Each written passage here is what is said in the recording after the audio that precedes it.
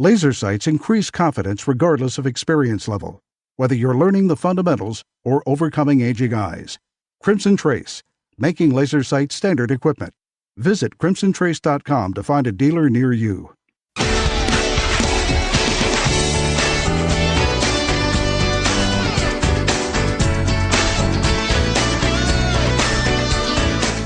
This is Tom Gresham's Gun Talk, now available on iTunes and other podcast clients, and on the free Gun Dealio smartphone app for iPhone and Android. Feel free to call Tom now at 1-TOM-TALK-GUN or 866-825-5486, or email Tom at guntalk.com. Now, once again, here's Tom.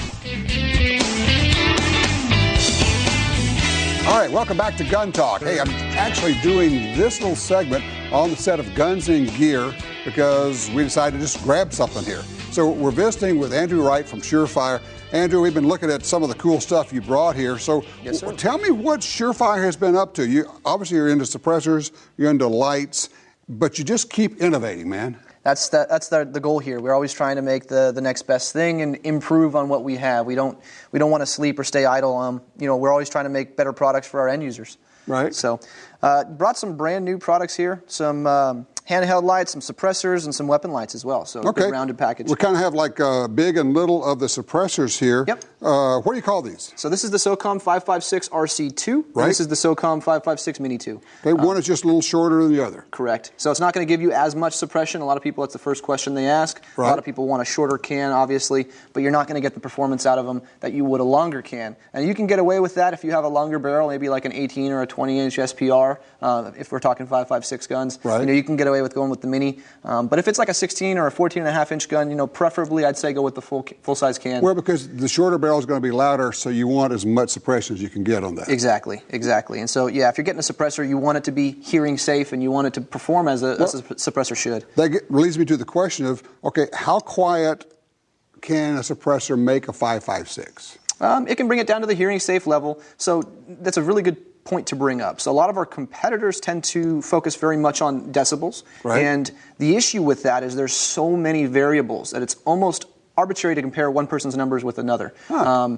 Just because, from the conditions, if you're measuring them in a field or in a desert, or if you're in a forest, or, how exactly the distance from the microphone is to the muzzle. Right. We have a jig. We have like a concrete poured steel fixture that the weapon sits here, and it's a really high-tech measured. It's a standardized testing facility. Exactly. Okay. But that said, it'll bring it down roughly, like on the full-size can, roughly 30 decibels, and it should bring it down into hearing-safe levels. And you're still going to have the hypersonic crack of the bullet. Correct. I mean, that's a given. Correct. Unless you're going with a blackout or something subsonic. Yeah, exactly. And obviously barrel length and what load you're running is going to be affecting the exact decibel levels that you're going to get out of the gun. People always ask me, say, well, will I get a shift in my point of impact when I put on a suppressor?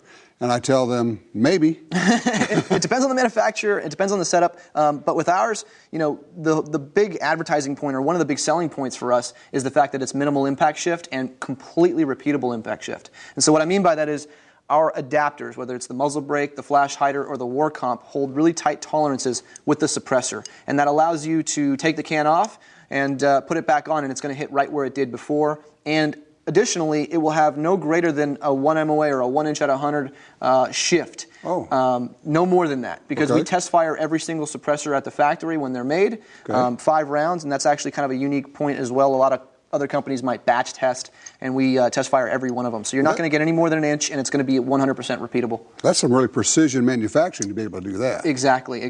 And we feel it's a big overlooked point, and you want to make sure your gun's going to be hitting where it did before. And I'm sure you guys are seeing the incredible increase in interest in suppressors now. Correct, yeah. I mean, with Iowa just coming on board with legalities, we're moving in the right direction, and hopefully we'll get more states already. And a lot of states, you can hunt with them. It's, Yep, more and more legality for it. People always say, well, why would you? And you say, just shoot one, and then you'll be asking, why wouldn't I? Exactly. Yeah, the industry's been doing a great job as a whole with, increasing awareness of what a suppressor is and kind of shedding that negative connotation of the whole assassin silencer, Yeah. I'm going to go execute somebody. Right. And it's more of a tool. It's a sound suppression device, and especially if it's a home defense gun, I don't want to blow out my loved one's hearings. I don't want to blow out my own hearing. Right. And if it's a tactical sense, law enforcement, you might be responding first responder to a school. You don't want to hurt a whole classroom full of children. That's a bad thing to do. So. Exactly. Yeah. All right, so we got the suppressors. Now you also have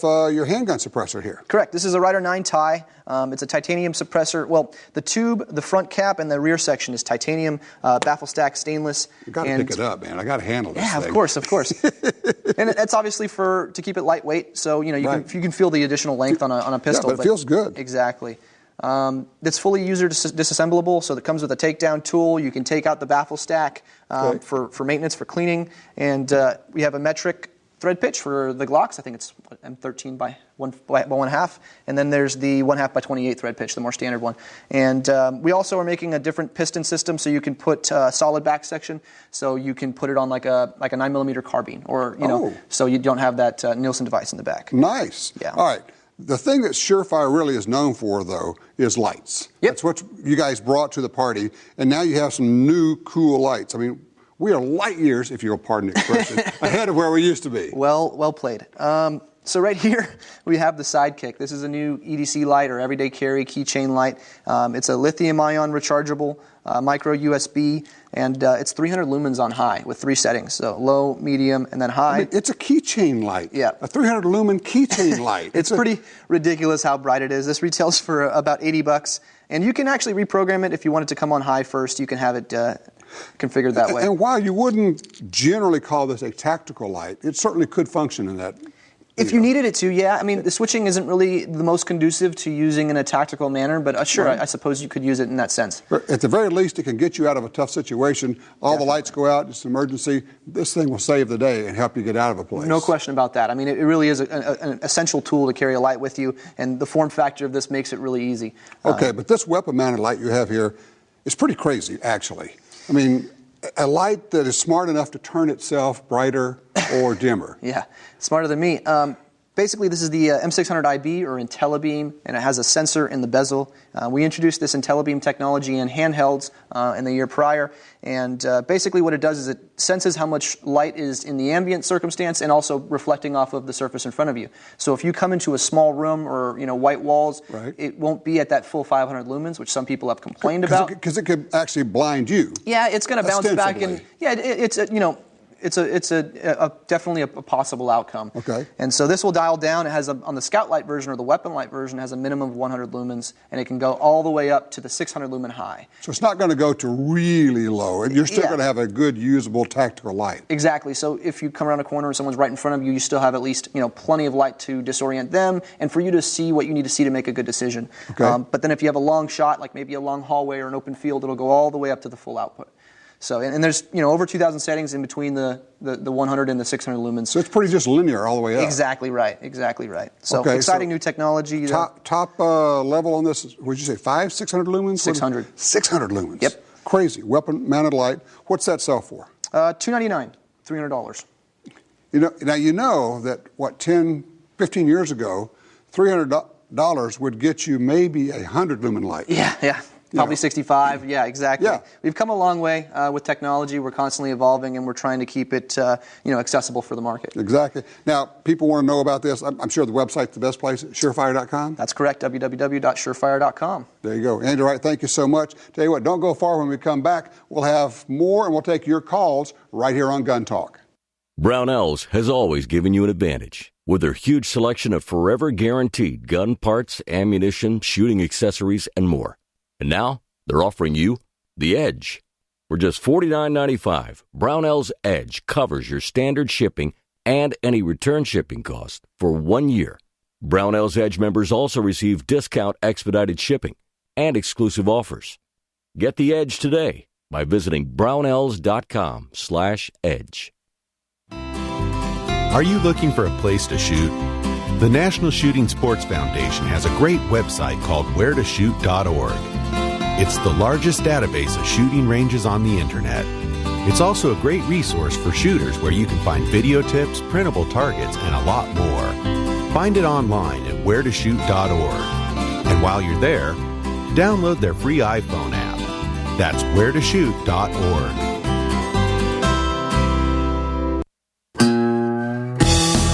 In the field or on the range, you need a trigger you can trust.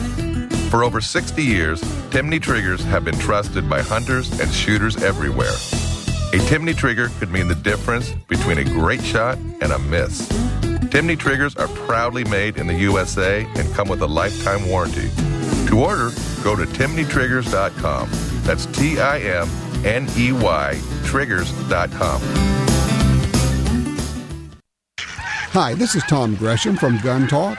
America is losing critical wildlife habitat at a rate of 1 football field every hour. It's happening on the Louisiana coast, but it's critical to all sportsmen and conservationists. These precious wetlands provide winter habitat for more than 10 million ducks and geese annually, waterfowl that migrate north through dozens of states. Don't shrug it off. Get involved. You can help. Visit vanishingparadise.org. Experts agree that the low-range variable rifle scope is best for most situations. Now, Trijicon offers a stunning 1-to-6 power variable in the AccuPoint line. Featuring a battery-free illuminated reticle, superior glass clarity, and rugged construction, it's the one scope you need for hunting and competition. Long eye relief, aircraft-grade aluminum housing, manual brightness override. See the 1-to-6 power AccuPoint at Trijicon.com. Trijicon.com.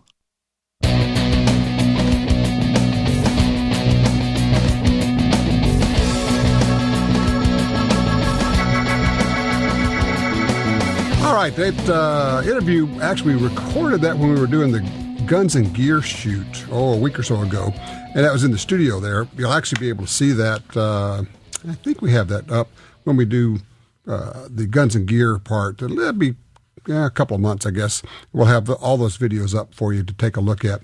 By the way, one of the things I wanted to get out is we were talking, we're doing a giveaway this month with SureFire. It's a really cool giveaway. If you go to guntalk.com/win, you can enter for a chance to win. And we give this, look, we do this every month. The people are winning stuff every month. We're going to have 4 first prize winners who are going to win a pair of these very high-end, high-tech EP4 Sonic Defenders earplugs that SureFire has.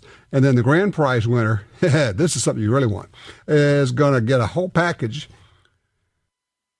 Oh, excuse me, I had to cough. A whole package that has the X300 Ultra handgun, long gun, weapon mounted light, the M600 Ultra Scout light, LED, a weapon mounted light, a PX2 Fury with IntelliBeam technology, and more of the earplugs, the very cool earplugs. So just go to guntalk.com/win, WIN, for a chance and just enter. And hey, we're going to pull somebody's name out of the virtual hat. And at the end of the month. So we'll do that. All right, let's go to the phones. 866-TALK-GUN gets you in here. Tim is called in on line 3. Hey, Tim, what's on your mind? Hey, Tom, great job again, as always. Hey, I just wanted to bring up a point that, actually a couple of points that I came across. The barber, Carson City is a small town, and the barber has pretty much the focal point of everything that's happening. And it turns out he was telling me a story of the local... one of the local fire departments where the wife called her husband and, he was going on shift and just wanted to call and say how everything's going. And so he's at the station, she's at home. She literally is talking to her husband and says, "Who are you?" and drops the phone. There was some home intruder that was in the house. And they picked up the red phone, got the cops on the way. Their whole unit rolled, out for that place and took care of business. And she was fine. She ended up, holding herself up in a bathroom, locked, and they had no firearms in the house. They had not gotten to that point yet. And also another thing happened. This is what I found so interesting, that another thing happened where my local grocery store, the clerk, was mentioning how she got off late at night, about 11:30, and was driving home, was going to drive home, and this is a very rural area of Carson, Carson Valley. She's going to make a turn, and she's at the one stoplight in the middle of this 10-mile road, and this lady gets into her car and insists that there are people trying to kill her, and tries to take over the car, commandeer it, and is trying to put her foot on the gas and all this and that. And she was able to get the car, across the street and get out of the vehicle, and take the So keys and the contents. let me ask you a question. See if I'm understanding what's going on here. This lady who's a clerk, she's driving late at night with her doors not locked? Correct. Yep. Okay, well, there's a problem. Exactly. And it goes, I think there are two issues here that need to be focused on. Number one is, as you were mentioning, you lose that situational awareness, and also recognizing that this is really happening. I think that a lot of people, that's another issue about in terms of, is this really happening to me right now? And right. In fact, it is. And to overcome that psychological issue of when to deal with it and how to deal with it. Well, I can tell you how to overcome that psychological issue, because the problem is, they call it, in training, they call it the reactionary gap, which is the amount of time between when it starts and when you actually recognize what's going on and then start to react. And the way you reduce the reactionary gap is to go through it, the exact thing, over and over and over again, so that you recognize what's going on. And you have already thought about what you're going to do. And you don't have to formulate a plan in the middle of being attacked, because you have mentally and physically, through training, gone through this a number of times, so that when it happens, it's like flip a switch and go, boom, somebody yanks open the car door, you slam on the accelerator and you just take off and drag them, or whatever it is you got to do. Somebody jumps in front of you, points a gun at you, you push on the little skinny pedal on the right and run them over. Just run them over, whatever it is. Well, you don't think about that. Oh, God, there's somebody in front of me. I'm not supposed to run people over. Yes, you are. You're supposed to run over people. If they're standing in front of you trying to carjack you and pointing a gun at you, just run over them. You got a 4,000-pound weapon at your disposal. And to your point, Tim, I think you're exactly on point, which is people don't recognize what's going on. Look, if you're driving around late at night and you don't have your car doors locked, you clearly are in some kind of, you're not even in the white zone, you're in the non-existent zone of not knowing what's going on in the world around you. That's just crazy. No, I'm with you. But it goes to the point you have that complacency, and it's just too easy to fall into that and not think it through. No, exactly. I mean, you're exactly right. Look, I appreciate the call, sir. I remember Ed Head saying it when he and his wife were in the car. He had his fireman instructor, border patrolman. He said when they may have the windows down when they're going down the road, but when they come to a place where they're going to have to stop, they say shields up. And all the windows come up. And, of course, the doors are locked. Let me say that again. Of course, the doors are locked. Now, let me go one step further. There are a lot of people listening to this right now who do not lock their doors to their house.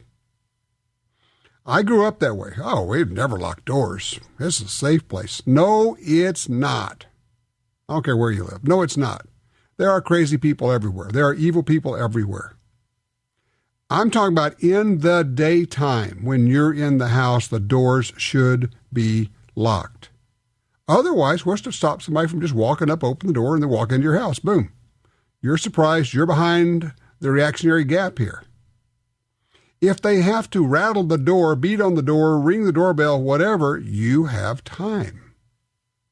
How many times do you hear me talk about this and use the same word over and over again? Time. What you need is time. And so many of the things we work with involve time. Situational awareness is about time. People say, well, he just popped up out of nowhere. No, he didn't. He got out of that ratty old car over there and he walked 20 feet over to you.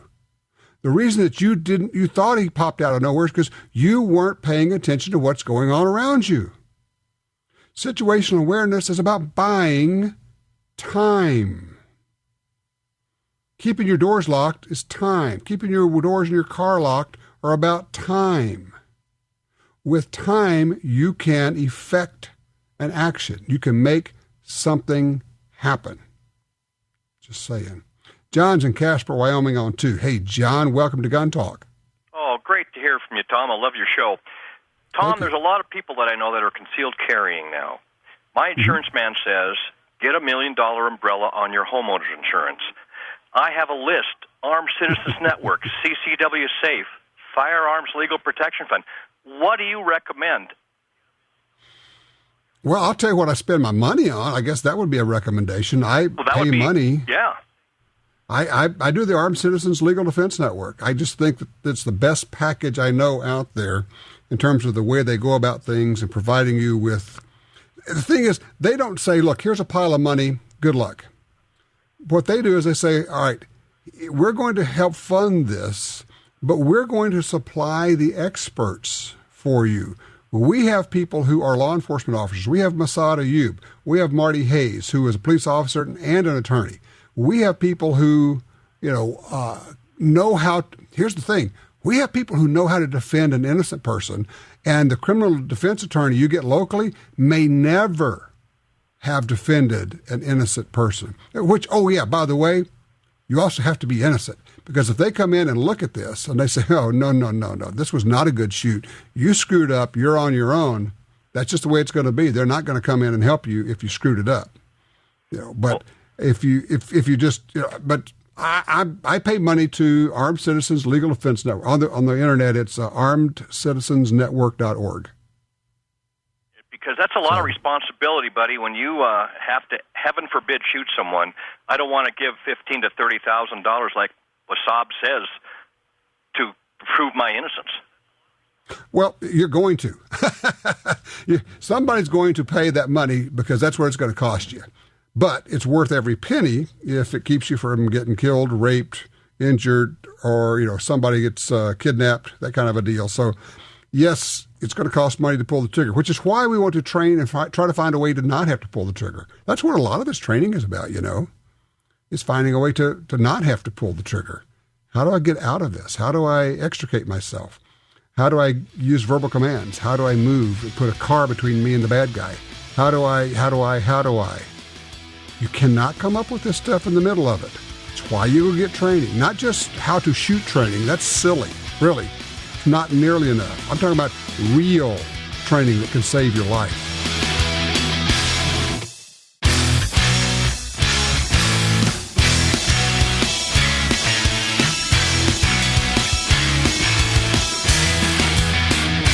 Want your opinion to make a difference? Log on to our website and take the Gun Talk poll, www.guntalk.com. Now, once again, opinion page regular contributor for the Washington Times, here's Tom.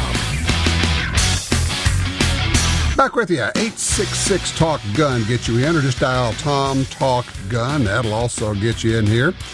We're pretty much open lines. If there's something you want to talk about, a gun that you want to buy, an accessory that you want to ask about, sure, ammo, or what kind of ammo to get, we'll talk about that. Or if you just want to share a story, absolutely. Now, here's the question. It's Mother's Day. I got a thought. Yeah, some people say, well, I'll buy Mom a gun. I'm not so sure. You know how I feel about that, particularly buying somebody a self-defense gun. Let her buy her own gun. But I got a good idea for you. If your mother is interested, or your wife, or your daughter, how about buying a class, a firearms class, a good self-defense class? Then let her figure out what gun she wants. Even if it's just say, I'm going to buy you 2 hours with an instructor at a shooting range. That would be a good one. I like that one. That can work for you. Let's go to line 4. Rosa's with us out of Marshall, Texas. Hi, Rosa. Welcome to Gun Talk. Hi. I wanted to ask you, well, let me start over. I have a 25-35 Winchester, okay, and I was wondering where I could get ammunition for it. It's going to be hard to find at local stores. You probably are going to be best off getting this off the internet. The best place to go would be a website called AmmoSeek. It's AmmoSeek.com. AmmoSeek, like seeking ammo. And then you just put in there 25-35 and it'll search. It'll turn up a whole bunch of stores that have it, and you can order it online, or you could call them and place an order, and they'll ship it directly to you. My dad used to reload the 25, 35, and I have a box, but I'd like to get another box. Well, you can do that. It's it's going to be a lot more expensive than reloading, but but at least you can get a couple of boxes that way. So I would try Ammo Seek, SEEK. And I just looked; it has a bunch of places. One of them is Bud's Gun Shop, but all of these are online or mail order places. But they'll be happy to ship you a box. It's a sweet gun. Yeah, it is. Old Western Scrounger. Michelle, our call screener, says try Old Western Scrounger also. So there you go. But I wish you luck with it. Thank you, Rose. I appreciate the call. Let's jump over to line 1. James is with us out of Alabama. Hey, James, what you looking for? Yes, sir. Tom, I have an ammo question. It would probably apply to any caliber, but since I have 9mm, we'll go with that. Okay. Of course, you can get 115 grain, 124 grain, 147 grain in 9mm, but for self-defense, I was wondering, does it matter which grain you get, say, for self-defense? Which grain would come nearer bringing an attacker down? I'm leaning toward the 147 grain for the extra weight, but the 147 grain bullet comes out of the barrels a little bit slower than the 115. So do they balance out about the same, or does the little heavier bullet lead the way on that? Well, the problem, James, is this is how we start bar fights. Well, I don't go to bars, so I won't have to worry about that part. We got the lighter bullet that goes faster crowd, and we got the heavier bullet going slower crowd, and never the twain shall meet. I will tell you where I have fallen on this. I feel strongly both ways. But honestly, I like shooting 147 grain bullets in a 9mm, but only for shooting with a suppressor because they are subsonic and they're quiet. I would not want to use 147 grain bullets as my self-defense loads. I'm going to go with either 115 or 124s. I want some more velocity, and here's why. All handgun bullets are just flat terrible at stopping bad guys. That's the reality of it. Handgun ammunition doesn't work really well. Now, we've got some great makers of ammo and all of that, but just the reality of it is it's going to take, from a statistical standpoint, it's going to take 2.5 hits to stop a bad guy. So don't even assume that one shot's going to do it. So my whole deal is, look, when you start shooting, don't stop. Until the guy has turned around and has run away or he's on the ground, he's not doing anything. But once you commit to shooting, you're shooting. And you're shooting a lot of bullets really fast to make sure that, it takes a bunch of them to make something happen. I like faster bullets in 9mm because you're using expanding bullets, hollow point ammo, never ever use full metal jacket, and you need the velocity to get the energy to make the bullet expand. Heavier, slower bullets tend to not expand, and they can, not always, but they can end up functioning and performing like a full metal jacket, which means a non-expanding bullet. So 115 or 124, that would be, my choices. Yeah, Jim makes a good point. And then, of course, verify that whichever ammo you choose works in your particular gun. It cycles, it feeds, it does all that. So I would not go out and buy, 1,000 rounds of self-defense ammo. Not that a lot of people do, but I would, buy a box, go out to the range, try it, make sure that it feeds really well.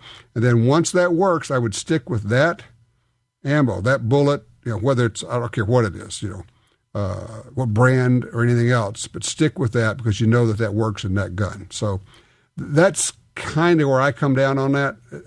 I would go with the lighter, faster bullet, specifically a 9mm now. With a 45, actually, I got to say, I kind of like the same thing. I like the 185 grain bullet in the 45. Same deal. I want a little bit extra velocity. Yes, it starts off larger at 45, but if I can get some expansion, even better. So there you go. How do you determine what ammo you carry. What do you carry? It doesn't matter if you're shooting a little gun, a 380 versus a 45. What's your choices there? And also, I tell you what we ought to do. We ought to at least share. Good day for sharing. Share some stories about your mom. Guns, hunting, that type of thing. I've got a couple that I could offer up, but we'd love to hear about, did you ever go shooting or hunting with your mom? You know what? If you're lucky enough to have your mom around, you might want to invite her to go to the range. 866-TALK-GUN, 866-TALK-GUN.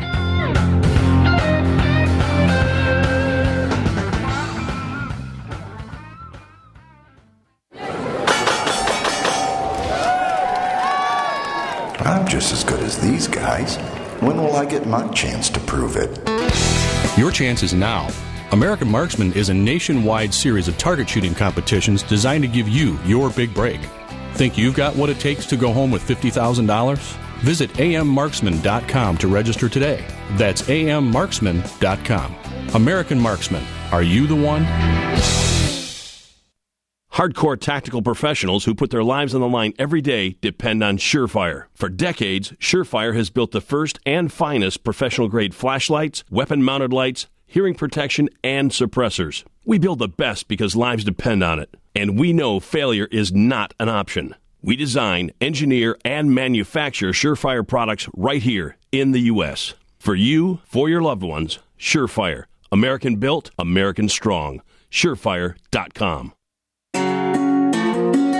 For 36 years, the U.S. Sportsmen's Alliance has been fighting to protect hunting, fishing, and trapping for sportsmen from coast to coast. Today, we are under constant attack from extremist animal rights groups who want to end your ability to hunt in the U.S. Join us to protect our sporting heritage and our way of life outdoors. To join or for more information on how you can help, go to ussportsman.org. That's ussportsman.org. You got your carry permit, and that's good. But you know you could use more training. Get the DVDs, which have what you need. Springfield Armory presents Concealed Carry 1 and Concealed Carry 2 with Bata Group. Learn specific concealed carry skills from Top Gun fighting trainers. Get trained. Be prepared. This really is life and death.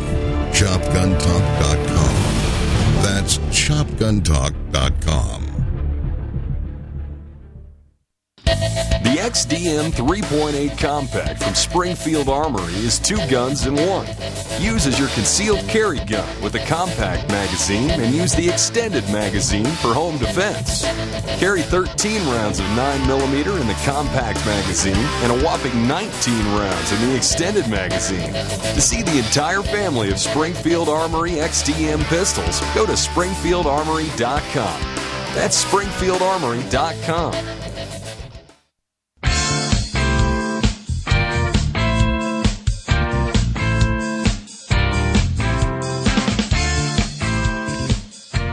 All right, back with you. 866-TALK-GUN, or just our Tom Talk Gun, get you in there. Neil's in Erie, Pennsylvania on 3. Neil, what has happened to your shotgun? Well, I noticed there's some plastic fouling down in the barrel, and I was just wondering how I get it out, and does that really hurt it? Doesn't really hurt it, but yeah, after a while you want to get it out of there. The guys at Slip 2000 make some cleaners that will actually take care of that. I think they're carbon cleaner. The carbon killer is what they call it. Will dissolve the plastic and get it out of there also. If you go to the Slip 2000, it's slip2000.com, Slip 2000 website, you can take a look at it there. But yeah, there are several different companies that make solvents that will take out the plastic. But I wouldn't spend a lot of time worrying about it. It's not a big deal. Let me ask you, how many rounds do you shoot in a year through your shotgun? Oh, maybe 200 or 300. Yeah, that's not a lot. I know people that shoot that, before lunch any given day. So, I mean, I literally know people who shoot. Well, I know one lady who shoots 1,000 rounds a day of 12 gauge every day of the week. That's a lot. That's a lot of ammo when you think about that. Okay, let's see. Just run that out. Take 2 weeks off. We're still talking about better than 300,000 rounds a year. I don't think I could stand up if I did. I don't think I could pick my arms up. And I'm talking about Kim Rohde. Of course, now, she does have 5 Olympic medals in shooting and going for another one this year. So pretty cool stuff. But yeah, I would say, look into it. Don't sweat about it. It's not a big deal, but there are a lot of solvents out there that'll take care of that. Thanks, Neil. I appreciate that. Line 2, Jennifer is in Elko, Nevada. Hello, Jennifer. Hi. I have a question about this new gun laws Obama's trying to pass with Social Security and disability and mental health bans. I have a son with Asperger's, and my husband and family and I have all been competent hunters, and so is my son. Mm-hmm. And I was wondering how that affects my son and my family. Boy, that's a great question. The answer is we don't know yet, but I think you have to back up and say, what's the goal here? What are they trying to do between the Veterans Administration and the Social Security Administration, reporting people with perceived challenges, mental challenges, and they report them to the FBI so they get put on the list where they can't buy a gun. And here's the thing. I want people to understand this. This is a lifetime ban. Once you're there, you're there. I think the goal, I think we can pretty much understand the goal is to increase as much as possible the list of people who cannot own guns. And so I would offer that I think probably either, if not now, then as quickly as they could under an Obama administration or a Clinton administration, they would use Social Security as a way to tag your son with a note to the FBI that says for the rest of his life he can never not just own a gun. Let's make sure we understand this. But if he's a prohibited person, he can't even pick up a gun. So then that would affect my family, and we would not be able to own them either? Very likely. If they were to treat it as though he was a convicted felon and a prohibited person, yes, then you wouldn't be able to have any guns in the house. Yeah, that's what we're talking about. For those who keep saying, well, he would have to have Congress. I heard this before Obama's first election. He can't do anything by himself. The president can't do anything. He's Congress, and they won't pass that. Well, this is what he can do by himself. This is the kind of stuff. He can take gun rights away from hundreds of thousands of people with a stroke of a pen. I guess, the one thing I would say, Jennifer, is contact your U.S. senators and alert them to this and say, look, you have to take care of this. The Senate has to send a message to the Social Security Administration. You can't do this. We're going to stop this right here, right now. No more, not another inch. We're not going to put up with this anymore. All right. All right. Thanks, Jennifer. I appreciate that. You bet. Line 4, Stephen, Jackson, Mississippi. Hey, Stephen. Good afternoon. I always enjoy the show. I'm a New York City guy who moved to Mississippi 23 years ago, and certainly enjoy the freedom that we have in this wonderful state to be able to protect ourselves and our families. Okay, I got 1 minute, Stephen. Stephen, I have 1 minute, so you got to go fast. Okay, my mom's 89 years old. She wants on a bucket list to shoot a gun. She lives in North Carolina. So last year I went up there. First I let her shoot my North American Arms 22 Pug, which is my carry pistol. Then 2 magazines from a Beretta Neos, which was so easy. And then she shot a barrel of my .357 Magnum Boston. And she said that was one of the best days of her life. Oh, that is great. What a great story. Thank you so much for sharing that, Stephen. Yeah, boy, I had some good times. My mom liked to hunt. She was a bird hunter. She did kill a deer, actually. She killed a deer when she was pregnant with me. She was too pregnant with me to be able to even climb up the hill and go get the deer. She just went back, drew a map because she was an artist, gave it to Dad and said, my deer's over there. Go get it for me. That's the way to do it.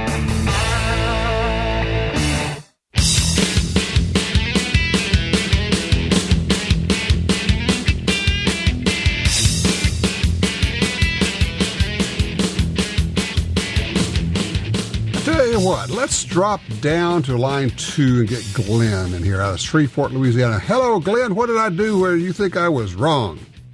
No, Tom. I think you're right. but the way I love cross draw. That's the way I carry.